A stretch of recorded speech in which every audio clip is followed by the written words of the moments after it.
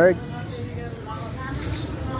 আলু 5 কেজি 100 টাকা, পেঁয়াজ 4 কেজি 100 টাকা, তরমুজ পিস 100 টাকা। এই যে বড় ভাই দেখেন কত সুন্দর ব্যবসা করতে আছে, ঠিক আছে, মাশাআল্লাহ। ব্যবসা অনেক সুপার হিট। বর্তমানে ব্যবসা অবস্থা আসলে বেশি একটা সুবিধার না।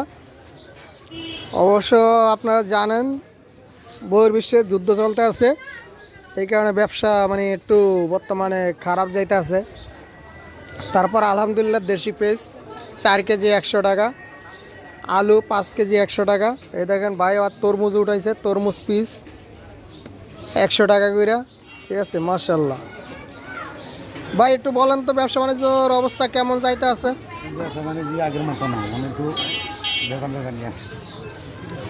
মানে বেচা কিনা কেমন হয়?